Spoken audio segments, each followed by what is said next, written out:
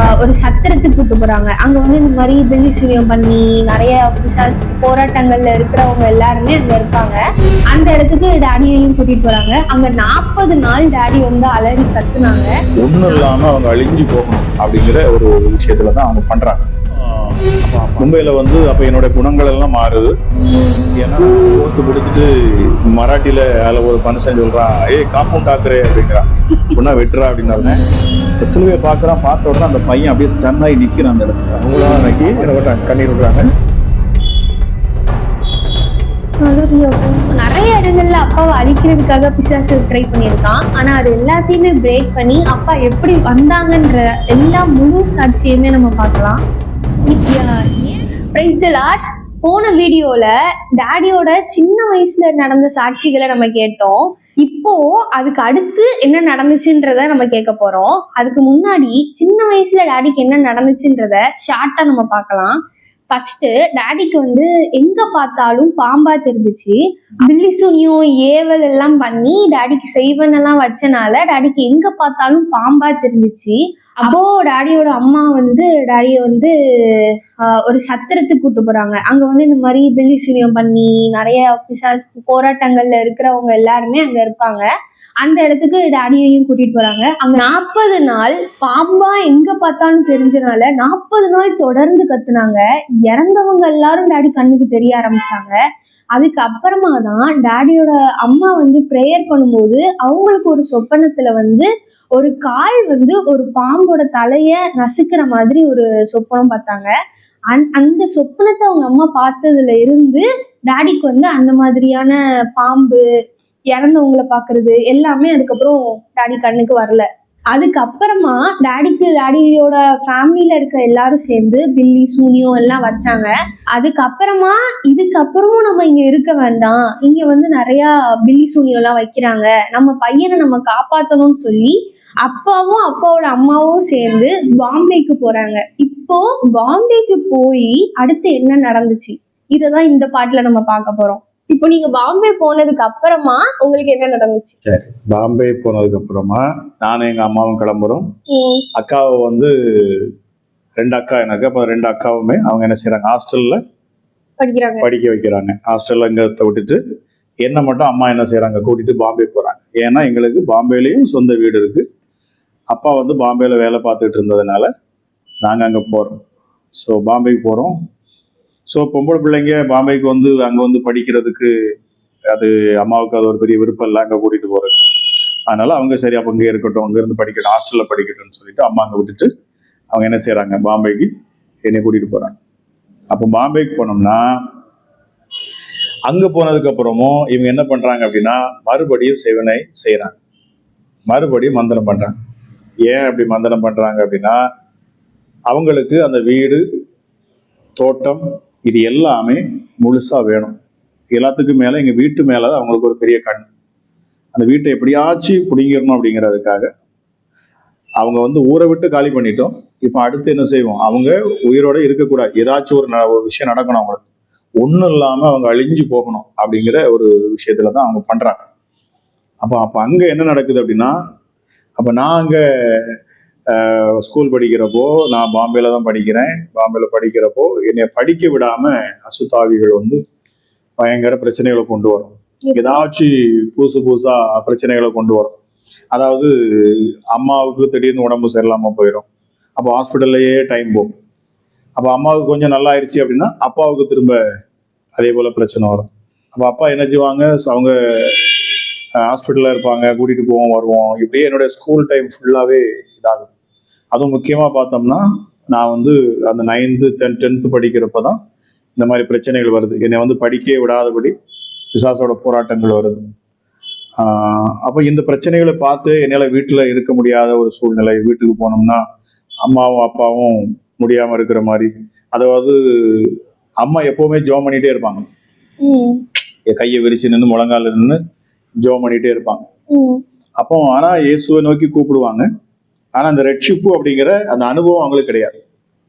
ஆனா பிசாசுகள் போராடும் இருக்கிறதெல்லாம் சொத்துகள் எல்லாம் உடைமைகள் எல்லாம் எல்லாமே மருத்துவ செலவுக்காக போகும், சம்பந்தமே இல்லாம செலவாகும். இந்த செய்வினைகள் பில்லி சூனியம் வச்சுட்டாலே அது மாதிரி நடக்கும். நம்ம சம்மந்தமே இல்லாம செலவு வரும். வியாதி தான் அதிகமா இருக்கும். வியாதி நம்ம எவ்வளவு சம்பாதிச்சாலும் அந்த பணங்கள் எல்லாம் ஒன்றும் இல்லாம போயிட்டே இருக்கும். அப்ப இதே போலயே நடந்துகிட்டே இருக்கு. அப்போதான் அப்பா என்ன செய்யறேன் அப்படின்னா, அந்த நாங்க ஸ்கூல் படிக்கிறப்போ என்னுடைய படிக்க விடாம, என்னோட ஸ்கூல் டயத்தை என்ன வந்து அது முடிக்குது, என்ன ஸ்கூல் படிக்க விடாம. ஆமா, என்னோட வழிகள் எல்லாம் மோசமா மாறுது. அப்ப நான் வீட்டுல இருக்கிறப்போ,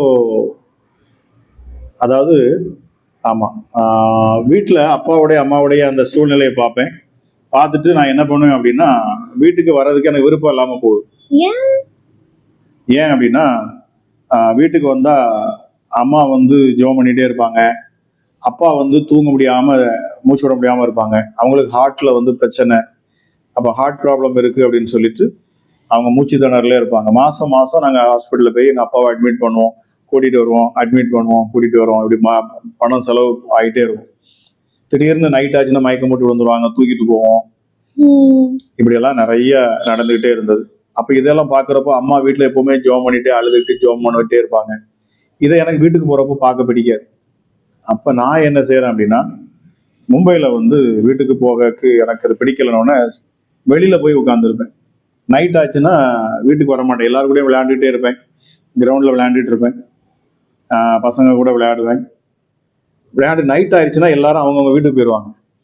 ஆனா எனக்கு மட்டும் எங்க வீட்டுக்கு போறதுக்கு எனக்கு பிடிக்காது. வீட்டுக்கு போனா பயம் வரும். ஐயோ, வீட்டுக்கு போனா அம்மா வந்து ஜெபம் பண்ணிட்டே இருப்பாங்க, அப்பா மூச்சு விட முடியாம திணறிட்டு இருப்பாங்க. எங்க அம்மா என்ன சொல்லுவாங்க அப்படின்னா, அதுக்கு எங்க அம்மா ஜெபிக்கிறப்போ அம்மாவோட கண்ணுல வந்து ஒரு சொப்பனங்கள், அதாவது தரிசனம் வந்துகிட்டே இருக்கும். எப்படி வருது அப்படின்னா, அப்பாவுடைய நெஞ்சு மேல, செஸ்ட் மேல யாரோ ஒரு லேடி வந்து யாரும் உட்கார்ந்து இருக்கிற மாதிரி. அந்த மாதிரி வந்துட்டாலே அப்பாவை பார்த்தோம்னா அவங்க மூச்சு விட முடியாம திணறிட்டே இருப்பாங்க, மூச்சு விட முடியாம கஷ்டப்படுவாங்க. அதே போல அப்பா வந்து உட முடியாம இருக்கிறப்போ செவத்தை பிடிச்சே நடந்து வேலைக்கு போவாங்க. பக்கத்துலதான் கம்பெனி இருந்தது, அந்த கம்பெனில தான் வேலை போவாங்க. ஆமா, கஷ்டப்பட்டு செவத்தை பிடிச்சே வேலைக்கு போயிடுவாங்க, எப்படியாச்சும் அங்க போயிடுவாங்க. அப்ப போயிட்டு திரும்ப அவங்க வருவாங்க, நைட்டு வருவாங்கன்னா அம்மா எதிர்பார்த்துட்டே இருப்பாங்க. அப்ப வருவாங்க அப்படின்னு சொன்னா, அப்பா வர்றதுக்கு முன்னாடியே எங்க அம்மா ஜெபிச்சுட்டு இருப்பாங்க. நைட் ஆயிருக்கும், இப்போ ஒரு 9 மணி ஆயிடுச்சு அப்படின்னா கதவு தட்டுற சத்தம் கேட்கும், அப்பா கூப்பிடுற மாதிரி. எங்க அம்மாவோட பெயர் வந்து செல்வம், மரிய செல்வம். அப்போ அப்பா வந்து ஏ செல்வம், ஏ செல்வம் அப்படின்னு கூப்பிடுற மாதிரி அந்த சத்தம் கேட்கும், கதவு தட்டி கூப்பிடுற மாதிரியே கேட்கும். கதவு திறந்து பார்த்தா அங்க யாருமே இருக்க மாட்டாங்க. உண்மையா? ஆமா, அப்ப அங்க யாருமே இருக்க மாட்டாங்க, ஆச்சரியமா இருக்கும். அப்போ அம்மா என்ன பண்ணுவாங்க அப்படின்னா, யாரு அப்ப கூப்பிட்டதுன்னு சொல்லிட்டு திரும்ப கதவை கூட்டிட்டு உட்காந்துருவாங்க. திரும்ப பார்த்தோம் அப்படின்னா அதுக்கப்புறம் 1/2 மணி நேரம் கழிச்சு வருவாங்க. அப்படின்னா அந்த அந்த அசுத்த ஆவிகள் அப்பா வர்றதுக்கு முன்னாடியே அது வருது. அதாவது எங்க வீட்டுல அப்படி நிறைய தாக்கத்தை கொண்டு வரும். எந்த அனிமல்ஸ் வளர்த்தாலும் எங்க வீட்டுல உயிரோட இருக்காது, செத்து போயிருக்கு. ஏதாவது வியாதிப்பட்டு ஆமா செத்து போயிடும், எது வளர்த்தாலும் செத்து போயிடும். அப்ப அது மாதிரிதான் இதுவும் வந்து ஒரு பிசாசோட போராட்டம். ஆமா, அந்த பிசாசு போராட்டம் இருந்தாலே இந்த மாதிரி சிம்டம்ஸ் இருந்துகிட்டே இருக்கும். வீட்டுல சமாதானம் இருக்காது, நிம்மதி இருக்காது, எவ்வளவு பணம் இருந்தாலும் செலவாயிட்டே இருக்கும். ஆமா, நிறைய பிரச்சனைகள் வந்துகிட்டே இருக்கும், பிரச்சனை மேல பிரச்சனை. அதாவது பூமியில அவங்க இருக்கக்கூடாது, அழிஞ்சு போயிடணும், ஒன்னும் இல்லாம போயிடணும் அப்படிங்கிறதுக்காக தான் அவங்க என்ன செய்யறாங்க, மறுபடியுமா. அதாவது கேரளால போய் பெரிய பெரிய மந்திரவாதிகளை பார்த்து அவங்க செய்வாங்க. அப்பவுமே எங்க ஊருக்கு கேரளால இருந்து நிறைய மந்திரவாதிகள்லாம் வருவாங்க, பெரிய பெரிய மந்திர பில்லி சூன்யம் பண்றவங்க வருவாங்க. அப்ப அவங்க அதை செய்யறாங்கிறது தெரியும். அம்மா வந்து என்ன அப்படின்னா, எந்த சூழ்நிலை நிறைய பேர் வந்து சொல்லுவாங்க, நீ பேசாம இப்படி இதுல பாதிக்கப்பட்டிருக்கிறியம்மா, நீ வந்து என்ன செய்யலாம், யாராச்சும் இதே போல மந்திரம் செய்யவங்க கிட்ட போய் நீனு போய் ஏதாவது செய்யலாமலா, அது என்னன்னு பாக்கலாம்ல அப்படின்னா, எங்க அம்மா வந்து இல்ல நான் ஏசப்பாவை நம்புறேன், அவர் மேல நான் உறுதியா இருக்கிறேன், அவர் விடுதலை கொடுப்பாரு அப்படின்னு அவங்க என்ன செய்வாங்க, அந்த நம்பிக்கையில இருப்பாங்க. ஏசப்பா மேல ஒரு மிகப்பெரிய நம்பிக்கை உண்டு. ஆமா, அப்போ ஆனா ரோமன் கேத்தலிக் தான், ஆர்சியில தான் இருக்கிறாங்க. எப்படி உங்க அம்மாவுக்கு வந்து ஏசப்பா மேல அவ்வளோ இது வந்துச்சு? ஏசப்பா மேல வந்தது வந்து அது நான் இதுக்கு முந்தின சாட்சியிலே சொல்லியிருந்தோம்ல. எப்படி அப்படின்னா, ஒரு இடத்துல குறி பாக்குறப்போ என்னை கூட்டிட்டு ஒரு கோயிலுக்கு போகிறப்போ அந்த இடத்துல அந்த ஒரு லேடி சொல்லுது, உங்க கையின் ரேகையின்படி நீங்க உயிரோட இருக்கக்கூடாது, நீங்க இப்ப உயிரோட இருக்கிறீங்க அப்படின்னா, அதாவது உங்க கைக்கு குறி, அதாவது ரேகையே சொல்ல முடியாது, உங்க கையை பார்த்து உங்களை பார்த்து யாருமே ஒண்ணுமே சொல்ல முடியாது. ஏன்னா சொல்லணும் அப்படின்னா அதுக்கு எந்த இதுவுமே கிடையாது, நீங்க வந்து பூமியில இருக்கக்கூடாது, ஏற்கனவே நீங்க செத்து போயிருக்கணும். ஆனா நீங்க உயிரோட இருக்கிறீங்க அப்படின்னா அந்த அண்ட சராசரியத்தையும் படைத்தவர் அவர் தான் அந்த தெய்வம், அவர் தான் இயேசு, அப்படிதான் சொல்லி சொல்றாங்க. அந்த இயேசு தான் உங்களை பாதுகாக்கிறார். அதனால யாரும் உங்களை குறிச்சு நல்லது கெட்டது எதுவுமே உங்களை குறிச்சு சொல்ல முடியாது. ஏன்னா உங்களை வழி நடத்துறது, உங்களை நடத்துறது அந்த ஏசப்பா தான் அப்படின்னு சொன்னதுனாலதான் அவங்களுக்கு ஏசப்பா மேல மிகப்பெரிய ஒரு நம்பிக்கை. அதுல இருந்து ஏசப்பா மேல மட்டும் நம்பிக்கையா இருப்பாங்க. ஆமா, அதுதான் அந்த நம்பிக்கை.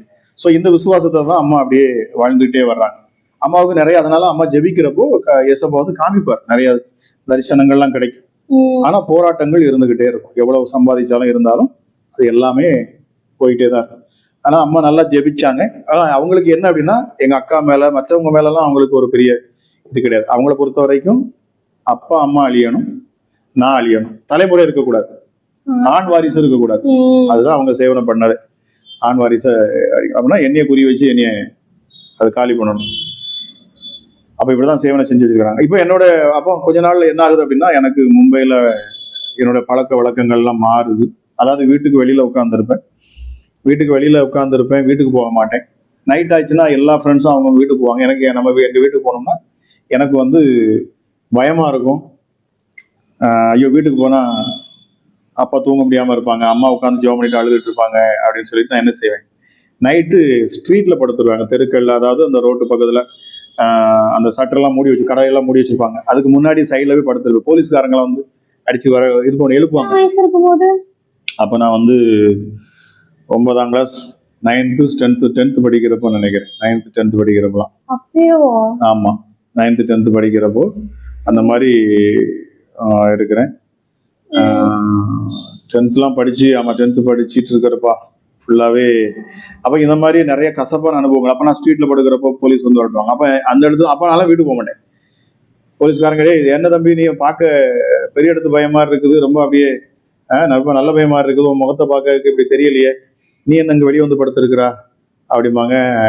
நான் இல்லை சார் ஒன்றும் இல்லை சார் அப்படின்னு மாதிரி சொல்லிட்டு நான் அந்த வீட்டுக்கு போவேன் சார் அப்படின்னு சொல்லிட்டு இன்னொரு இடத்துல போய் உட்காந்துக்குவேன்.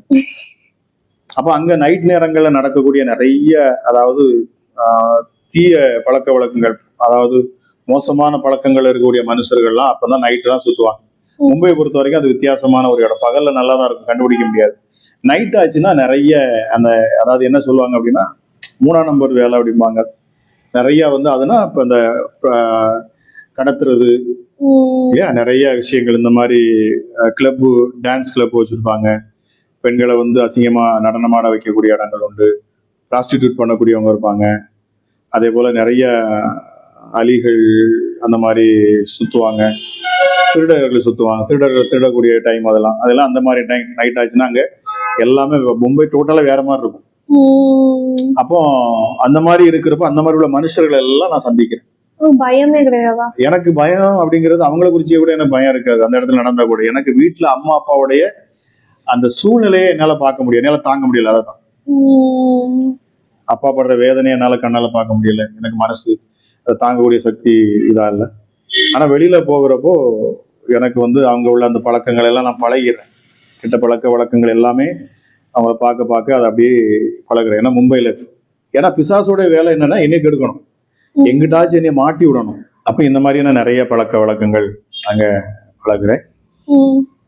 ஸோ இப்போ அந்த பிசாசோட தொல்லையும் இருந்துகிட்டே தான் இருக்கும். அங்கேயும் என்ன செய்யுது அப்படின்னா அம்மாவை ரொம்ப வேதனைப்படுத்துது திரும்ப.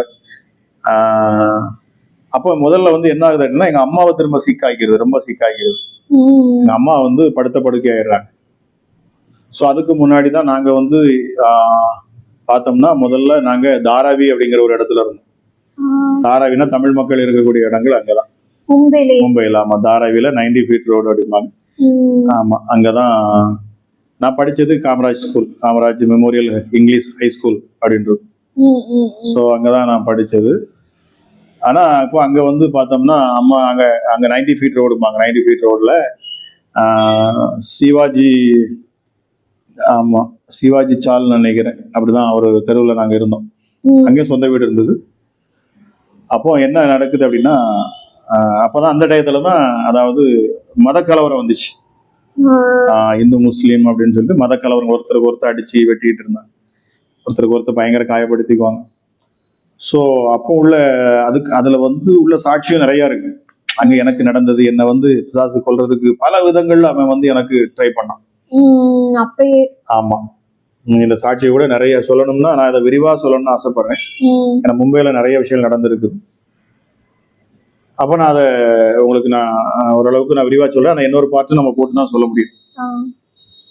அப்போ மும்பைல வந்து அப்ப என்னோட குணங்கள் எல்லாம் மாறுது. ஏன்னா நான் பயப்படுவேன், நல்ல பையனா இருக்கணும். ஏன்னா நான் படிக்கிற டயத்துல வந்து 9th வரைக்கும் நல்லா படிச்சேன். நல்லா டாப்பா நல்லா படிப்பேன். எல்லாருக்கும் பிடிக்கும். நீ ரொம்ப அமைதியா நல்ல பையனா இருந்தேன். அதுக்கப்புறம் இந்த மாதிரி இந்த தெருக்கள்ல போய் வெளியில போய் தங்குறதுனால, வெளியில இருக்கிறதுனால அதுல இருந்து நிறைய அந்த தீய பழக்க வழக்கம் வர வர எனக்கு அந்த பயங்கிறதுலாம் போயிடுச்சு.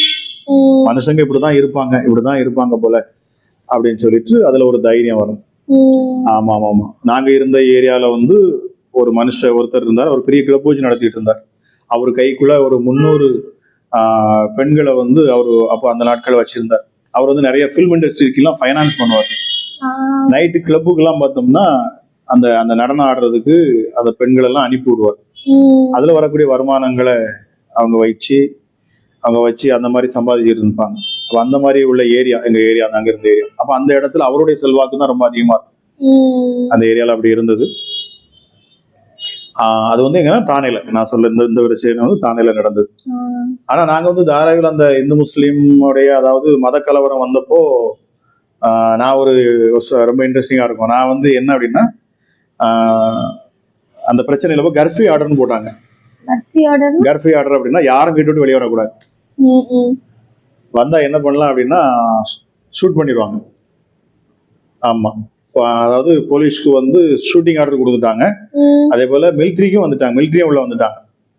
வெளியில யார் வந்தாலும் சரி, ஸ்ட்ரீட்ல யாரை பார்த்தாலும் ஷூட் பண்ணுவாங்க. கடைக்கு பக்கத்துல அப்படிலாம் போக கூடாது.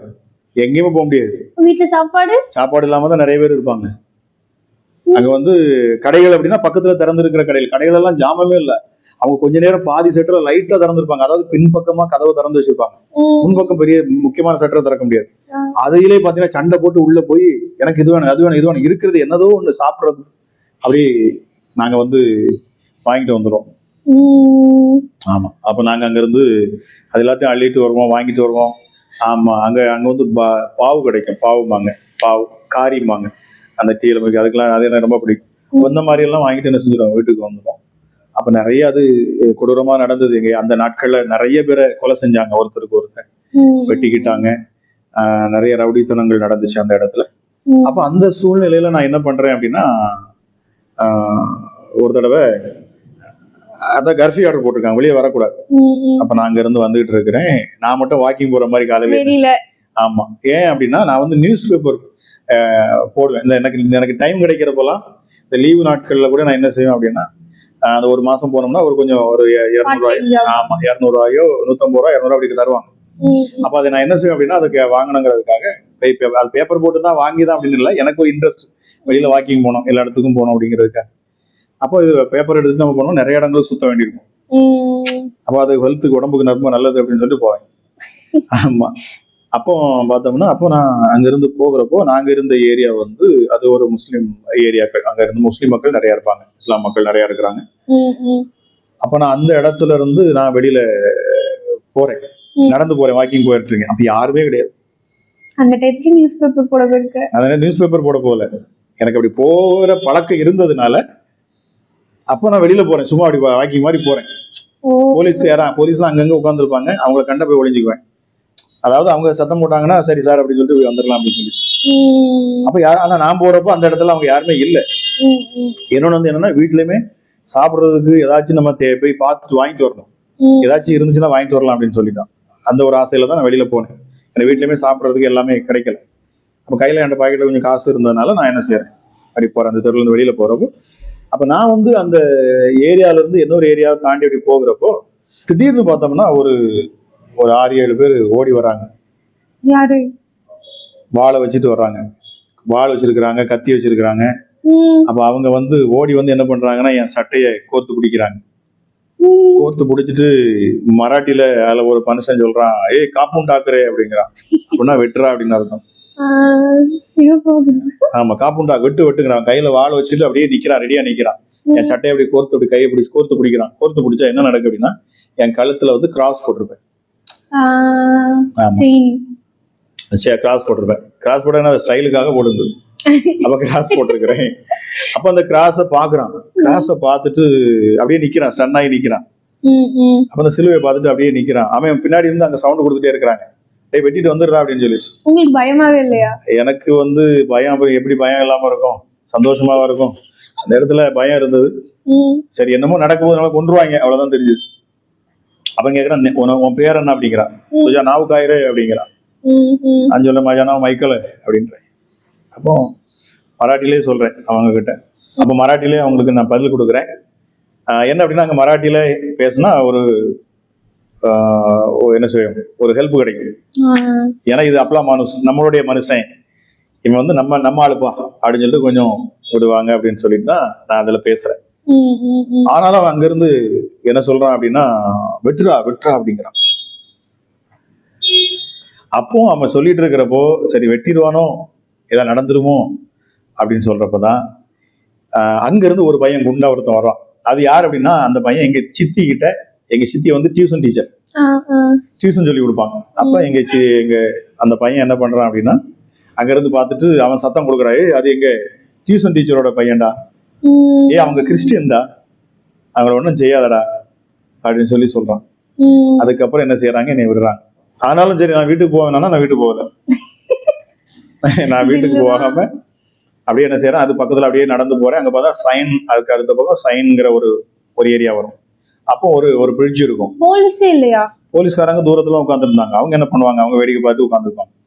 அவங்க 2 பேர் தான் இருக்காங்க. அந்த நேரத்துல மிலிட்டரி வரல. அப்போ அந்த போலீஸ்காரங்க என்ன பண்றாங்க அப்படின்னா, அவங்களால வேகமாவும் ஃபயர் பண்ண முடியாது. ஏன்னா ஒரு புல்லட் பாத்தீங்கன்னா அது போட்டு லோடு பண்ணி அடிக்கிற, ஒரு புல்லட் அடிக்கிறதுல அவங்க 30 பேர் 40 பேர் சேர்ந்து வருவாங்க. போலீஸ்காரங்களுக்கு அது ஆபத்து. எத்தனை பேரை சுட முடியும்? AK-47 எல்லாம் கிடையாது, சடன்னு அடிக்கிற மாதிரிலாம் இல்ல. அப்போ அவங்க அந்த மாதிரி தான் கண் வச்சுட்டு இருந்தாங்க. அவங்க பாவம் பார்த்துட்டு தான் உட்காந்துருக்காங்க. அதே நான் பார்க்க தான் செய்யறேன். ஆனா அதுக்கப்புறம் நான் என்ன பண்றேன் அப்படின்னா, அதையும் பார்த்துட்டு அவங்களையும் தாண்டி தான் போறேன். அவங்க சத்தம் போடுறாங்களே, அங்க உன்னை கொல்ல பார்த்தாங்களா, திரும்ப இங்க எங்கடா போறேன் அப்படின்னா, நான் அப்படி சொல்ல, அங்க எனக்கு சைன்ல எனக்கு சொந்தக்காரங்க இருக்கிறாங்க, அங்க போறேன் அப்படின்னு சொல்லிட்டு நான் போறேன். அங்க எனக்கு யாருமே கிடையாது. அப்போ அந்த பிரிட்ஜை தாண்டி அந்த பக்கம் போகிறேன். அந்த பக்கம் போனா எங்கேயோ ஏதோ ஒரு கடையில கொள்ளையடிச்சு வந்த கலவரான பொருளை ஸ்ட்ரீட்ல போட்டு பெரிய பெரிய டேப் ரெக்கார்டு, அது இருக்கும் 3000 4000 ரூபா, 50 ரூபா 100 ரூபான்னு வித்துட்டு இருக்காங்க. அதாவது கடைகளை ஃபுல்லா கொள்ளையடிச்சிட்டு அந்த பொருட்களை கொண்டு வந்து ஸ்ட்ரீட்ல போட்டு அந்த நேரத்தை விற்கிறாங்க. ஏன்னா அந்த நேரத்தை திருடுறவங்களுக்கு எல்லாம் பயங்கர ஒரு ஜாலி. அவங்களுக்கு திருடுறவங்களுக்கு ரொம்ப வாய்ப்பா அமைஞ்சிருச்சு. ஏன்னா எல்லா இடத்துலயும் கடையெல்லாம் அடிச்சு நொறுக்குவாங்க, எடுப்பாங்க. இதோட சேர்ந்து திருடர்கள் இவங்களும் என்ன செய்வாங்க, உள்ள போந்து நைட் ஆச்சுன்னா கடையை உடைச்சு உள்ள இருந்து அப்படி எடுத்து என்ன பண்றாங்க, அப்படி கொண்டுட்டு போறாங்க. ஆனாலும் நான் அந்த பக்கமா அப்படி போகிறேன். நான் அப்படியே அந்த சைன்ல ஓடுற மாதிரி, ஜாக்கிங் போற மாதிரி அப்படி போகிறப்போ ஒரு அம்மா பில்டிங்ல இருந்து கூப்பிடுறாங்க. இந்த பக்கம் பார்த்தா ஒரு அண்ணன், ஒரு அங்கிள் கூப்பிடுறாங்க. அங்க ஒரு அண்ணன் கூப்பிடுறாங்க. எதுக்கு அப்படின்னா, ஆமா அவங்க என்ன கூப்பிடுறாங்க, தம்பி ஒரு பேப்பர் வாங்கி தருவியா? ஏன்னா அப்பெல்லாம் நியூஸ் பேப்பர்ல தான் பார்க்க முடியும். ஆமா, டிவில தூர்தர்ஷன் தான். அப்போ அந்த நியூஸ் தெரியறதுக்காக, எங்க என்ன நடக்குது தெரியறதுக்காக, தம்பி ஒரு பேப்பர் வாங்கி தருவியா தம்பி? ஒரு பேப்பர் 1 ரூபா 1 ரூபா 1 ரூபா 50 பைசா அப்படின்னா அவங்க என்ன சொல்றாங்க அப்படின்னா, உனக்கு 50 ரூபா தரேன், 100 ரூபா தரேன், எனக்கு ஒரு பேப்பர் வாங்கி தம்பி அப்படிங்கிறாங்க. நான் அதெல்லாம் கேட்டுட்டு அதெல்லாம் முடியாது, நான் மட்டும் ஓடிட்டே இருக்கிறேன் அப்படி போயிட்டு. அப்ப அப்படியே நான் சுத்திட்டு என்ன பண்றேன், திரும்ப வீட்டுக்கு வரேன். சோ அந்த இடத்துல எனக்கு ஒரு ஆபத்து அந்த நாள்ல என்னை கொல்றதுக்கு. அந்த இடத்துல நான் இப்பவும் நினைப்பேன், அந்த இடத்துல அவங்க உடனே என்னை வெட்டி கொண்டிருக்கலாம். ஆனா அந்த இடத்துல என் அப்பா ஏசப்பா என்னை காப்பாத்தார்.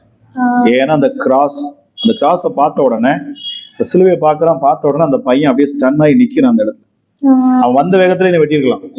எல்லாருமே பெரிய பெரிய வாழ் தான் வச்சிருந்தாங்க. பெரிய பெரிய அங்கெல்லாம் இங்கதான் நம்ம கத்தி, அங்கெல்லாம் பெரிய பெரிய வாழ் வச்சிருப்பான். அந்த மாதிரி இருந்தது. சோ அந்த பிரச்சனைகள்ல ஆண்டவர் என்ன செய்யறாரு, அது மத்தியில என்னை ஆண்டவர் அந்த இடத்துல காப்பாத்தினாரு. அது அந்த நாள்ல நான் புரிஞ்சு கொள்ள முடியல. ஆனா அப்புறம் நாட்கள் போக போக ஏன் நான் இதை சொல்ல வரேன்னா, அதாவது நம்மளை எங்கிட்டாச்சும் ஏதோ ஒரு விதத்துல பிசாசு என்ன செய்யணும், நம்மளை அழிக்கணும். அவன் யாரை வேணாலும் பயன்படுத்துவான். ஆனா ஏசப்பா என்ன செய்யறாரு, என்ன காப்பாற்றாரு. ஏன்னா என் மேல ஒரு நோக்கத்தை, ஒரு திட்டத்தை வச்சிருக்கிறார். ஆமா, என் மேல அந்த ஊழிய அழைப்பு இருக்குது அப்படிங்கிறதுலாம் அன்னைக்கெல்லாம் எதுவுமே தெரியும். ஆமா, ஆனா இப்படி ஒரு நோக்கம் இருந்ததுனால அதுல என்னைய காப்பாத்துறார். சோ இப்படி நாட்கள் போயிட்டே இருக்குது. அப்ப அம்மா ரொம்ப அதுக்கப்புறம் பாத்தீங்கன்னா நாங்க அந்த பிரச்சனையில தான் நாங்க வந்து அந்த அந்த அந்த தாராவில இருக்கிற வீட்டை அப்படியே விட்டுட்டு, ம். அதாவது எங்க வீட்டு பக்கத்துல தீ வச்சுட்டாங்க. ஆ. ஏன்னா 2 பக்கம், இந்த பக்கம் இருந்து அவங்க இஸ்லாம் சகோதரர்கள் அவங்க வந்து கல்ல தூக்கி எறிவாங்க, இது பண்ணுவாங்க, எடுப்பாங்க, பாட்டில வீசுவாங்க. அதுல அங்க இருந்து அவங்க வீசுவாங்க, எடுப்பாங்க, இது பண்ணுவாங்க. நடுவுல நீங்க இருக்கீங்க. நடுவுல நாங்க இருக்கிறோம், எங்க வீடு இருக்கு. அப்ப அப்படிதான் இருந்தது. ம். அப்ப என்ன ஆயிடுச்சு அப்படின்னா, அந்த கலவரக்காரங்க வந்து எல்லாருமே அப்படி கிடையாது. ம். ம். எங்க வீட்டுலலாம், எங்க வீட்டு பக்கத்துல இஸ்லாமும் உண்டு, ஹிந்துஸும் உண்டு. ம். எல்லாருமே ரொம்ப க்ளோஸா இருப்பாங்க. ம். நாங்கெல்லாம் நல்லா பழகி எல்லாம் ஒண்ணுக்குள்ள ஒண்ணு இருக்கிறவங்க. இந்த கலவரத்தை உண்டு பண்றவங்க இருப்பாங்கல்ல, ஆமா. கலவரக்காரர்களும் தனியா இருப்பாங்க. ம். அவங்கள வேலையை அந்த கலவரம் பண்ணுவாங்க. எல்லா மக்களும் அப்படி கிடையாது, எல்லாமே நல்லவங்க. எங்க வீட்டுல எல்லாம் பக்கத்துல எங்களுக்கெல்லாம் நிறைய நேரங்கள்ல இந்த நெருக்கத்துல கூட எங்களுக்கு பக்கத்துல இருந்த இஸ்லாம் சகோதர வீட்டுல இருந்து நிறைய உதவி செய்வாங்க, உதவி செஞ்சிருக்கிறாங்க. ம். அதே போல அதுக்கு முந்தின திரும்பின உடனே அங்க யூபில உள்ள அவங்கள பையாமாங்க யூபிக்காரங்க, ம். ம். அவங்க எங்களுக்கு உதவி செஞ்சிருக்கிறாங்க. ஆமா, ஹிந்துஸ் நான் அதெல்லாம் ஒண்ணா ஒரே மாதிரி தான் இருக்கும். அது வந்து நார்மலாவே இந்தியாவுல உள்ள ஒரு காரியம். மக்கள் எல்லாருமே ஒருத்தருக்கு ஒருத்தர் நல்லா ஒற்றுமையா இருப்பாங்க.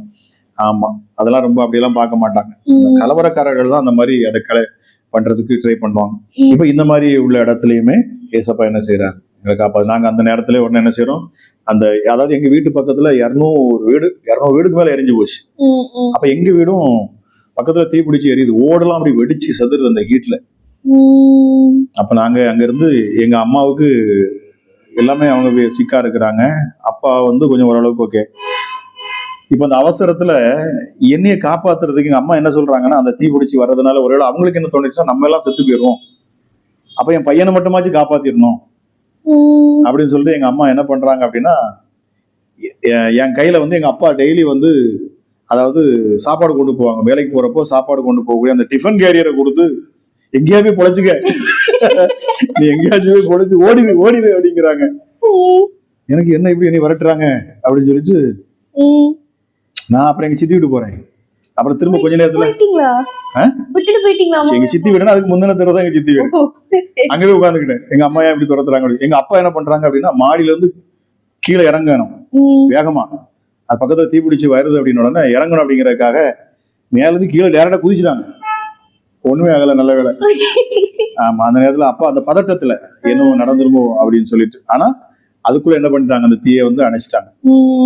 அங்க இருக்கிற மக்களே எல்லாம் சேர்ந்து தண்ணி இன்னியெல்லாம் கோரி ஊத்தி எடுத்து அணைச்சிட்டாங்க. ஆமா, அதுக்கப்புறம் நாங்க வந்து ஒரு முடிவு பண்றோம். என்ன முடிவு பண்றோம் அப்படின்னா, சரி நம்ம இந்த ஏரியால எதுவுமே இருக்க வேண்டாம், இது ரொம்ப கலவரங்கள் ரொம்ப பிரச்சனைகள் இருக்கு, அப்ப தானேக்கு போயிடுவோம். தானேங்கிற ஏரியா, அந்த ஏரியா ரொம்ப நீட்டா இருக்கும். அங்க மக்கள் எல்லாமே எல்லாமே பில்டிங் காம்ப்ளெக்ஸ்ல இருக்கிறவங்க, யாரும் ஒருத்தருக்கு ஒருத்தர் அப்படி எல்லாம் எல்லாருமே வந்து ஒர்க்கர்ஸ், அவங்க வேலையை பார்த்துட்டு போகக்கூடியவங்க. அதனால யாரும் அந்த மாதிரிலாம் அங்க பிரச்சனையே வரல. அந்த ஏரியா அப்படிப்பட்ட ஒரு ஏரியா. அதனால அப்பா என்ன செஞ்சுட்டாங்கன்னா, அப்ப நம்ம அங்க போயிடும் அப்படின்னு சொல்லி நாங்க தானேக்கு போறோம். தானேங்கிற இடத்துக்கு நாங்க என்ன செய்யறோம், எங்க அண்ணனுடைய கார், அதாவது எங்க பெரியம்மாவுடைய பையன் அவங்க அங்க டாக்ஸி ஓட்டினாங்க. அப்ப அவங்க டாக்ஸில தான் என்ன செஞ்சோம், எங்களை உள்ள போட்டு எங்களை கூட்டிட்டு எல்லாரும் நாங்க எல்லாம் என்ன செய்யறோம், நானே எங்க அப்பா அம்மா எல்லாரும் அங்க தானேக்கு வரோம். சோ நாங்க அப்போ அப்படி இருக்கிறோம். அப்ப அந்த இடத்துல நான் என்ன சொல்ல வரேன் அப்படின்னா, நம்ம கர்த்தர் வந்து அந்த இடத்துல என்ன காப்பாற்றார். ஆமா, நாங்க சொல்ல வர்றது அதுதான். அதாவது சின்ன வயசுல இருந்தே ஒரு மனுஷன் மேல ஒரு தரிசனம் இருக்கு அப்படின்னா, ஆண்டோட அழைப்பு இருக்கு, நம்ம இவனை குறிச்சு ஒரு திட்டம் வச்சிருக்கிறார் அப்படின்னா, பிரச்சனைகள் நிறைய வருது, போராட்டங்கள் வரும். ஆனா தேவன் அதுல எல்லாத்துலயும் என்ன செய்யறாரு, மீட்டு எடுத்துக்கிட்டே வர்றாரு. இனி ஏன் காப்பாத்தினார், ஏன் அந்த மாதிரி இடங்கள்ல காப்பாத்தினார், இன்னும் அங்க நான் பண்ண நிறைய விஷயங்கள் இருக்கு. ஆமா, இப்போ வந்து நாங்க என்ன செய்யறோம், தானேல போய் இருக்கிறோம். ஆனா அந்த தானேல இருக்கிறப்பதான் அம்மாவுக்கு ரொம்ப பிரச்சனை வருது, சிக்காகிறாங்க, அம்மா முடியாம ஆகுறாங்க, படுத்த படுக்கை ஆகுறாங்க. அவங்கள ஹாஸ்பிட்டல்ல, அங்க தானேல தான் ஹாஸ்பிட்டல் அட்மிட் பண்றோம், தானேங்கிற ஹாஸ்பிட்டல்ல. அப்போ வந்து அம்மா வந்து என்ன பண்றாங்க அப்படின்னா, அவங்க எப்பவுமே ஜெபத்துல தான் இருப்பாங்க, ஜெபம் பண்ணிட்டே இருப்பாங்க என்ன வந்தாலும் சரி. அப்ப அவங்களுக்கு வந்து அந்த நாட்கள் என்ன சொல்றாங்க அப்படின்னா, அதாவது சின்ன வயசுல இந்த மாடு வளர்க்குறப்போ அந்த மாட்டுக்கு கழனி தண்ணி வைப்பாங்க. அந்த மாதிரி வைக்கிறப்போ அந்த மாட்டோட எச்சம் ஏதோ பட்டு அது என்ன அதுல உள்ள கிருமி வந்து அவங்க உடம்புக்குள்ள ஏதோ போய் அந்த கிருமி வந்து அவங்களுக்குள்ள சின்ன சின்ன நீர்ப்பை மாதிரி ஏதோ வந்து அது ஆபரேஷன் பண்ணி அதுக்கப்புறம் அது ஏதோ ஃபெயிலியர் ஆகி தான் அம்மா இறந்தாங்க. அம்மா இறக்குறது. ஆமா, அப்படிதான் அங்க சொன்னாங்க அந்த இடத்துல. ஆனா எங்களுக்கு அந்த அந்த போராட்டங்கள் இருக்குல்ல, பிசாசோட போராட்டங்கள் இருக்கிறப்போ இந்த மாதிரி வியாதிகள் எல்லாமே அவங்க கொடுக்கறது தானே. எங்கிட்டாச்சு என்ன செஞ்சிடணும், அழிக்கணும். எங்க அம்மா மேலதான் ஊர்ல அவங்களுக்குலாம் பயங்கர கோவம் வரும். ஆமா, நான் சொல்லிருக்கேன். ஏன்னா எங்க அம்மா தான் முன்னாடி இருந்து பேசுவாங்க, தைரியமா பேசுவாங்க, எதுனாலும் பேசுவாங்க. குடும்பத்துல உள்ள பிரச்சனை, அந்த இடங்கள் பிரச்சனை, நில பிரச்சனைகள். நான் சொல்லியிருக்கேன், அம்மா வந்து வேற ஒரு ஊர்ல இருந்து திருமணமாய் அந்த ஊருக்கு வந்ததுனால அவங்க யாருக்குமே பிடிக்கல. அம்மாவை எப்படியாவது துரத்திடணும், இவா இருந்துதானே அந்த வீட்டை சொத்தெல்லாம் பாதுகாத்துட்டு இருக்கிறா. ஏன்னா எங்க அப்பா ஃபுல்லாவே பாம்பேல தான் இருந்தாங்க. ஆமா, அதனால வந்து அம்மா தான் ஊர்ல இருந்தாலும் எங்க அம்மாவுக்கு எதிராக அவங்க செயல்பட ஆரம்பிச்சாங்க. ஸோ இப்போ நாங்க அம்மாவும் அங்க பாம்பேல தான் இருக்கிறோம். அப்போ என்ன நடக்குது அப்படின்னா, இப்போ அம்மாவுக்கு முடியாம இருக்கிறாங்க, அவங்க படுத்த படுக்கை ஆகுறாங்க, ஹாஸ்பிட்டல்ல இருக்கிறாங்க. ஹாஸ்பிட்டல்ல இருக்கிறப்போ அவங்களுக்கு அதாவது அதாவது கடைசி தருவாய் டைம். டாக்டர் சொல்றாங்க இன்னொரு 3 மணி நேரம் தான் இருக்கு, அதுக்குள்ள அவங்க என்ன செஞ்சிருவாங்க, இறந்து போயிடுவாங்க. ஏன்னா அம்மாவுக்கு வந்து கை கால் எல்லாம் கொஞ்சம் கொஞ்சமா இறந்துச்சு, கால் கை அப்படி எல்லாமே வறட்சி அப்படியே போக ஆரம்பிச்சிச்சு. அவங்க வந்து அவங்க படுத்த படுக்கையா இருக்கிறாங்க, எல்லாமே பெட்ல வந்து அப்படியே அவங்க உடம்புலாம் வந்து அதெல்லாம் பெட்ல ஒட்டிட்டு இருக்கும் அந்த அளவுக்கு. ஏன்னா அவங்களுக்கு வந்து ஆக்சுவலா ஆப்ரேஷன் பண்ணியிருந்தாங்க, அந்த ஒரு ஆப்ரேஷன் பண்ணி அந்த ஆப்ரேஷன்ல புண்ணு ஆறல, நீர் வடிஞ்சுக்கிட்டே இருக்கும். உள்ள இருந்து எங்க இருந்தா வருதுன்னு தெரியாது, நீர் வடிஞ்சிட்டே இருக்கும். அப்ப கடைசியா கல்லீரல் முதற்கொண்டு அப்படி கரைஞ்சி வந்துச்சு அப்படின்னா, அப்படி வரைஞ்சி வந்துட்டு அப்ப அதுல நாங்க துணியை வச்சு பார்ப்போம். நிறைய பஞ்சு எல்லாம் வாங்கி வைப்போம், நிறைய அதெல்லாம் வாங்கி எங்களுக்கு அதுக்கே காசு நிறைய இருக்கும். பஞ்சு அது இதெல்லாம் வாங்கி வச்சு கடைசியா அப்பாவுடைய துணி, எங்க அப்பாவுடைய துணி, பழைய துணி எல்லாம் வைப்போம். அந்த பெட்ல தான், அந்த ஹாஸ்பிட்டல் தான் இருப்பாங்க. அதை தொடச்சு தூர போட்டுட்டே இருக்கும், வாலி வாலியா உள்ள இருந்து வந்துகிட்டே இருந்துச்சு, கழிவு மாதிரி அப்படி வந்துகிட்டே இருக்கும். ரொம்ப வேதனைப்பட்டாங்க, படுத்த படுக்கையிலே இருந்து வேதனைப்படுறப்போ. ஆனா கடைசியா வந்து டைமிங் கொடுக்குறாங்க, இன்னும் கொஞ்ச நேரம் தான் உயிர் இருக்கும், வந்து பார்க்கக்கூடியவங்களாம் பாருங்க அப்படிங்கிறாங்க. அப்ப நான் என்ன செய்யறேன் அப்படின்னா, எல்லாருக்கும் கால் பண்ணி வர சொல்றேன். எல்லாரும் கால் பண்ணி வர சொல்லிட்டு எல்லாரும் வர்றாங்க. ஆனா எங்க அப்பா கிட்ட நான் சொல்லல. எங்க அப்பா வந்து டெய்லி வீட்டுல இருந்து வேலைக்கு போயிடுவாங்க. எங்க அப்பா ஹாஸ்பிட்டலுக்கு அம்மா கொஞ்சம் நல்லா இருக்கிறப்ப மட்டும் தான் வர வச்சோம். ஏன்னா அப்பாவும் கொஞ்சம் சிக்கா இருக்கிறாங்க. அம்மாவுக்கு ஏதாச்சும் ஒண்ணு ஆன உடனே அப்பாவுக்கு எதுவும் ஆயிடக்கூடாது, அவங்களுக்கு ஹார்ட்ல பிரச்சனை இருக்கிறதுனால வந்துருது, அவங்களுக்கு ஏதாவது ஹார்ட்ல ஏதாவது பிரச்சனை இருக்கிறதுனால எதுவும் ஆயிடக்கூடாதுன்னு சொல்லி பயந்து அப்பாட்ட சொல்லாம அம்மா வந்து அங்கே இறக்குற மாதிரி இருக்கு. அங்க போய் சொந்தக்காரங்கிட்ட சொல்றேன், யாரும் போய் என்ன செய்ய வேண்டாம், எங்க அப்பாட்ட இப்போ சொல்லிடாதுங்க அப்படின்னு சொல்லிட்டு நாங்க அங்கே நிக்கிறோம். அப்போ அம்மா வந்து அந்த கடைசி மூச்சு வாங்கிட்டு இருக்காங்க, வெண்டிலேட்டர் வச்சிருக்காங்க, அந்த வெண்டிலேட்டரை எடுக்கிறாங்க. அந்த வெண்டிலேட்டரை வந்து எடுக்கிற நேரத்துல அப்ப எங்க சின்னக்காவும் ஊர்ல இருந்து வந்திருக்கிறாங்க, அவங்க அங்கதான். அப்ப அந்த டயத்துல சின்னக்கா அங்க வந்துட்டாங்க, அவங்களும் அங்கதான் கூட இருக்கிறாங்க. அப்ப என்ன நடக்குது அப்படின்னா, அந்த வெண்டிலேட்டரை அந்த கடைசி நேரத்துல அவங்க எடுக்க போற அந்த சூழ்நிலையில அம்மா வந்து அந்த உடம்பெல்லாம் செத்து மரிச்சு போயிடுச்சு, கொஞ்சம் கொஞ்சமா தான் அது உடம்பெல்லாம் மரிச்சு, பல்லுல நாக்கு எல்லாம் அப்படியே எல்லாமே ஒட்டிக்கிச்சு, அங்கங்க கண்ணெல்லாம் எல்லோவா இருக்கும், அப்படி வித்தியாசமா இருக்கும். அப்படி அந்த ஹாஸ்பிட்டல்ல வந்து அவங்க கிளீன் பண்றதுக்கு நிறைய பேர் வந்து அதாவது ஹாஸ்பிட்டல்ல வருவாங்க, அவங்கள கூட நிறுத்திட்டு நான் தான் போய் கிளீன் பண்ணுவேன். ஆமா, அம்மா கூட நானே உட்காந்து நான் தான் அம்மாவுக்கு எல்லா வேலையும் நான் தான் செய்வேன், கிட்ட உட்காந்து கிளீன் பண்றது எல்லாம் நான் தான் அப்படி பண்ணுவேன். அப்போ கூட அக்காவும் இருப்பா, சின்ன அக்காவும் வந்து அவங்கள ஹெல்ப் பண்ணாங்க. பெரிய அக்கா அப்போ அவங்களுக்கு மேரேஜ் ஆகி அப்போ அவங்க ஊர்ல தான் இருந்தாங்க.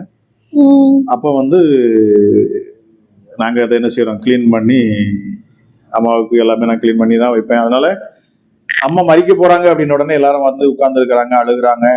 அப்போ அம்மா வந்து கடைசி அந்த அசைக்க முடியாத அந்த உடம்பு, அந்த கையை அப்படியே கொண்டு வராங்க. கையை அப்படியே கொண்டு வந்து என்ன செய்யறாங்க அப்படின்னா, இப்படி கையை எப்படி கும்பிட்டு ஜெபம் பண்ணுங்க அப்படின்னாங்க அந்த சிச்சுவேஷன்ல. ஏன்னா அவங்க வந்து ஃபுல்லாவே அவங்களுக்கு என்ன அப்படின்னா, அவங்களுடைய நோக்கம் எல்லாமே என் மேலதான் அவங்களுக்கு ஒரு பாரம் இருந்துட்டே இருந்துச்சு. ஐயோ என் பையனை தெருவில் விட்டுறக்கூடாது, என் பையனுக்கு யாரு பாப்பா நான் இறந்து போயிட்டோம்னா. அப்போ அவங்க கடவுள் மேல, ஏசப்பா மேல அந்த நம்பிக்கையில் நின்று அவங்க என்ன செய்யறாங்க, கடைசியா அப்படி கும்பிட்டுட்டு அவங்க என்ன செய்யறாங்க, இறந்து போயிடறாங்க. இறந்த உடனே அக்கா வந்து எங்க சின்னக்கா தான் பயங்கரமா அழுகுறாங்க. நீ வந்து ஜோமணி உனக்கு என்ன கிடைச்சிச்சு, நீ ஜோமணி என்னத்த கண்டா அப்படின்னு சொல்லிட்டு எங்க சின்னக்கா அழுகுறாங்க. எனக்கு அந்த இடத்துல எனக்கு அழுகே வரமாட்டேன், எனக்கு வந்து ஒரு மாதிரி ஸ்ட்ரெஸ் மாதிரி ஆயிடுறேன். அது ஒரு மாதிரி என் மனசுல அப்படியே அடைக்கிட்டு நெஞ்சுக்குள்ள. எனக்கு கூடவே இருந்து பார்த்ததுனால அது ஏதோ எனக்கு வந்து அது அப்படியே எனக்குள்ள ஒரு மாற்றம், ஒரு வித்தியாசமா ஒரு கிரியை நடக்குது. என்னோட ஃப்ரெண்ட்ஸ் எல்லாம் என்னை பக்கத்து ரூம் கூட்டிட்டு போய் என்னை நெஞ்சில தட்டிட்டே அழுதுறா டே, அப்படி அழுதுறணும்டா, அப்படி இருக்கக்கூடாடா அப்படிங்கிறாங்க. ஆனா நான் அப்படியே என்ன செஞ்சிடறேன், அந்த இடத்துல அழ முடியாம டிஸ்டர்பன் ஆயிடுறேன், அப்படியே தான் இருக்கிறேன். சொந்தங்கள் வர்றாங்க, எல்லாருமே வந்து பார்த்துட்டு அப்படியே அங்க இருந்தே என்ன செய்யறோம், அடக்கம் பண்றாங்க கொண்டு போய். அங்க தானேலே ஒரு இடத்துல அடக்கம் பண்ணிடுறாங்க. அடக்கம் பண்ணதுக்கு அப்புறம் அப்பா வந்து அப்படியே வீட்டுக்கு வருவாங்க. நாங்க வீட்டுக்கு போயிடுறோம். அப்போ அம்மா எப்படிமா இருக்கிறாங்க அப்படின்னு கேட்பாங்க. அம்மா நல்லா இருக்கிறாங்க, பரவாயில்ல இப்போ அப்படின்னு சொல்லுவோம். அப்ப வேதனையோட அப்படி சொல்லுவோம், கண்ணீரோட தான் அப்படி. ஏன்னா அப்பாவுக்கு தெரிஞ்சிடக்கூடாது, எதுவும் ஆயிடக்கூடாது, அவங்களுக்கு எதுவும் நடந்துடக்கூடாதுன்னு அப்படி பயந்தோம். ஆனா கொஞ்ச நாள்ல அப்பாவுக்கும் என்ன செஞ்சிருச்சு, அவங்களுக்கே தானா தெரிஞ்சிருச்சு. அதுக்கப்புறம் அவங்களும் என்ன செஞ்சாங்க, கொஞ்சம் கண்ணீர் விட்டாங்க.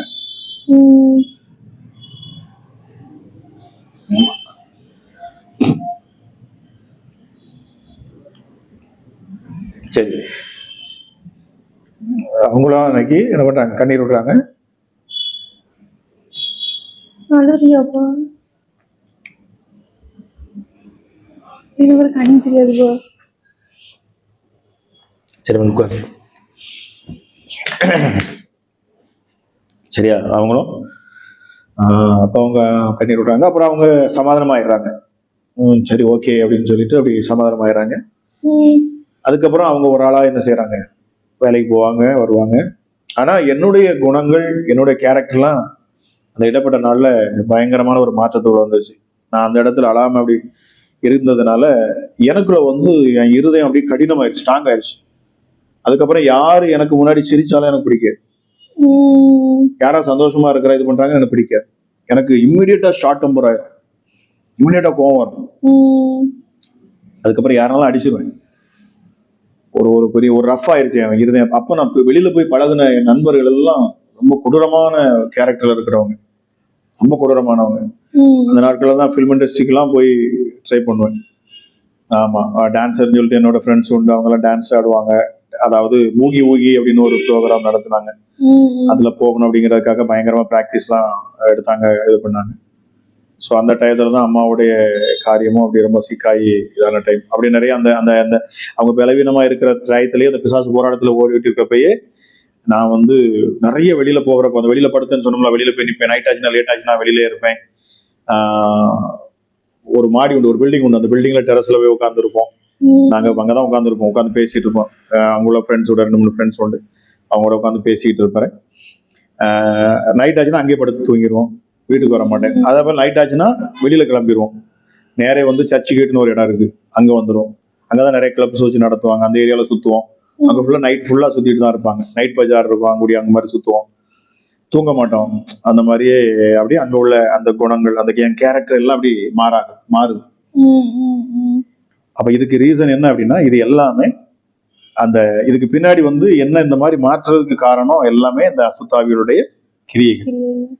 அதாவது எங்களுக்கு நல்ல வாய்ப்பு உண்டு. நாங்க அப்பா வந்து நிறைய பேரை வாழ வச்சிருக்கிறாங்க. பாம்பேக்கு வருவாங்க, நிறைய பேர் கஷ்டப்பட்டு வருவாங்க, எங்க ஊர் சைட்ல இருந்து வருவாங்க.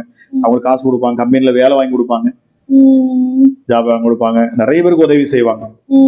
ஆமா ஆமா ஆமா. அப்போ அந்த மாதிரிதான் அப்பா இருந்தாங்க. அப்பா எப்பவுமே வந்து பார்த்தோம்னா இதான் போட்டிருப்பாங்க, என்ன சொல்ற, சஃபாரி தான் போட்டிருப்பாங்க. அவங்க ஃபுல்லாவே சஃபாரி ஷூல தான் இருப்பாங்க எப்பவுமே. அவங்க செப்பல் போட்டுலாம் நம்ம பார்த்து, வீட்டுல மட்டும் தான் செப்பல் போட்டுவாங்க. அந்த மாதிரி ஒரு ரொம்ப நீட்டா இதா இருக்கக்கூடியவங்க. ஸோ யாருனாலும் வந்து உதவி செய்வாங்க, எடுப்பாங்க, அந்த மாதிரி ஒரு கேரக்டர். ஸோ இப்படி மும்பையில் நான் வந்து தப்பிக்கிறேன். அடுத்து இன்னொரு விதத்தில் நான் தப்பிக்கிறேன், இன்னொரு இடத்துலையும் நான் தப்பிக்கிறேன். அதை வந்து உங்களுக்கு எப்படி இயேசு அடுத்த ஒரு இடத்துல என்னைய காப்பாற்றினாரு அப்படிங்கிறத நான் இன்னொரு பார்த்து சொல்லுவேன். ஏன்னா இதுவே நிறைய டைம் இதாயிருச்சு. நான் நிச்சயமா அடுத்து இன்னொரு இதுல என்னுடைய சாட்சியை சொல்றேன். அவன் இது எல்லாத்தையும் பாக்குறப்போ ஒரு மனுஷன் மேல கடவுளுடைய அந்த அபிஷேகம் இருந்துச்சு அப்படின்னா கர்த்தர் எப்படி அவனை பாதுகாத்து கொண்டு வருவார், எந்தெந்த சிச்சுவேஷன்ல தான் பாதுகாத்து கொண்டு வருவார் அப்படிங்கறதான் நான் இந்த சாட்சிகள் மூலமா நான் விளக்க போறேன். அதனாலதான் அதை எடுத்து எக்ஸ்பிளைன் பண்ணி பெருசா பேசுறேன். ஆமா. சோ என் வாழ்க்கையில் நடந்த ஒவ்வொரு இடத்துலயும் கர்த்தர் என் கூட இருந்தார், ஏசப்பா என் கூட இருந்தார். ஆனா அந்த வயசுல எனக்கு புரியல. ஆனா நான் வந்து எத்தனை இடத்துல என்னோட உயிரை அவர் காப்பாத்தி இருக்கிறாரு, எத்தனை இடத்துல அப்படிங்கறத நான் அடுத்து தொடர்ந்து அடுத்ததுல நான் சொல்றேன். எத்தனை இடத்துல என்னுடைய உயிர் காப்பாற்றப்பட்டது, நான் எத்தனை இடத்துல மரணத்துக்குள்ள போய் அதெல்லாம் உங்களுக்கு நான் சொல்றேன். என்னை கடத்திட்டு போறப்போ அப்படின்னு, ஆமா, என்னை கடத்திட்டு போயிருந்தாங்க, அந்த மாதிரி காரியங்கள் இருந்தது. இன்னும் நிறைய இடங்கள்ல என்னை துரத்தி இருக்கிறாங்க, கொல்லத்துக்கு ட்ரை பண்ணுவாங்க, அந்த மாதிரி இடங்கள்லாம் இருக்குது. ஸோ இப்படி இன்னும் அநேக சாட்சிகள் இருக்கு. என்னுடைய மும்பையில நான் வளர்ந்த அந்த சாட்சிகள் இருக்குது. அந்த வாலிப சின்ன வயசுலயே நான் பட்ட அந்த கசப்பான அனுபவங்கள்லாம் நிறைய இருக்கு. ஸோ அதை அடுத்த எபிசோடில் நான் உங்களுக்கு சொல்கிறேன், அடுத்த இதில் சொல்கிறேன். ஸோ பெரிய ஒரு சந்தோஷம். ஸோ இந்த எபிசோட்ல அப்பாவோட சாட்சியை வந்து அழகா கேட்டோம், நிறைய சொன்னாங்க. இன்னும் இதே மாதிரி நிறைய நடந்திருக்கு. அது எல்லாத்தையும் இதுக்கு அடுத்தடுத்து வர்ற பாட்டுல நம்ம பார்க்கலாம். அந்த அடுத்தடுத்து வர்ற பாட்டுலாம் நீங்க பார்க்கணும் அப்படின்னா மறக்காம சப்ஸ்கிரைப் பண்ணிருங்க. நிறைய இடங்கள்ல அப்பாவை அழிக்கிறதுக்காக பிசாசு ட்ரை பண்ணியிருக்கான். ஆனா அது எல்லாத்தையுமே பிரேக் பண்ணி அப்பா எப்படி வந்தாங்கன்ற எல்லா முழு சாட்சியுமே நம்ம பார்க்கலாம். ஏன் அவ்வளோ போராட்டங்கள்லாம் வந்துச்சு அப்படின்னா, இன்னைக்கு அப்பா ஒரு ஊழியக்காரரா இருக்காங்க.